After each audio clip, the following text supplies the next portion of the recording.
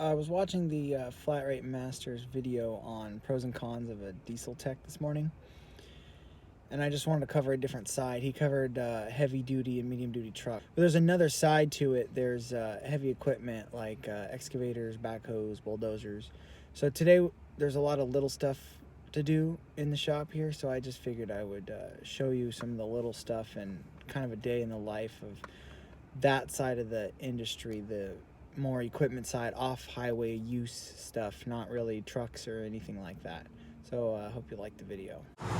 So the first job is they put an aftermarket bucket on this track loader. So I got to mock up some hoses from there. They want a little bulkhead right here over to here.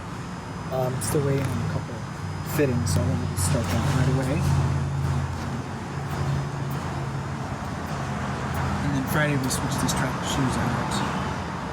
So I got to set track tension on this machine to be done with that.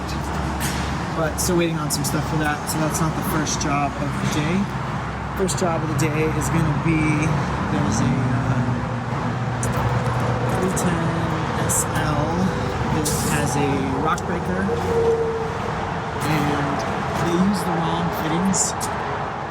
So that little hex shape there is what they call standard thread O-ring boss. It's like bolt threads, and they put a pipe in there instead of the right fitting, so I have to fix that. Hopefully that bulkhead threads aren't messed up too bad, and I can just fix that. But then after that, I'm going to have a brand new 410L here that I put I added a what they call sixth function two-way flow valve. So the customer has a HELAC, which is like a knuckle bucket that goes on here.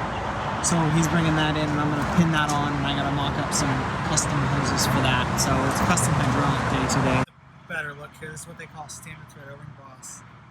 It's basically just straight threads with an O-ring, and this is pipe. So somebody made it work, but it leaks. But that's not the problem. So the threads aren't too messed up. So this just goes in here. This is with, it's basically straight threads with an O-ring. Is all it is, and then this is just 1.25 inches, so I'll just tighten this up here, 1.25 inches.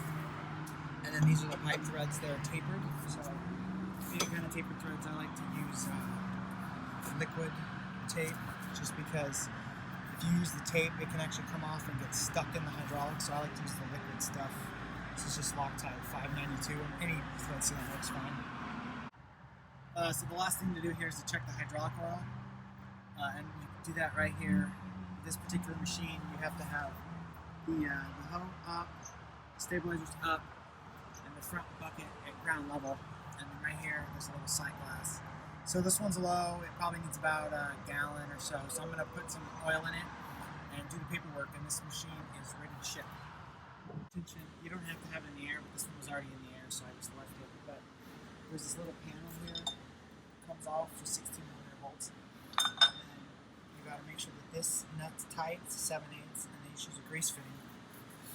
You grease it, and then you run a string line across the track trousers, and then you measure from the lowest point to the bottom of the string line. And then there's a spec.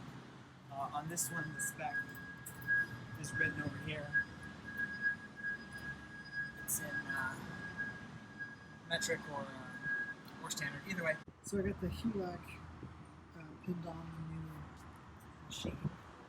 I have to make these brackets because on the new machines, this bracket where you mount the hoses, it's up higher by about 18 inches or so. So I got to make a new bracket because the guy uses an auger and a couple other attachments, so he doesn't want to have to make new hoses for all his attachments. So we're just going to bring it down and we're going to make new hoses come down. So here's how that track loader turned out. This turned out to be kind of a pain. So what we did is, the valve is here.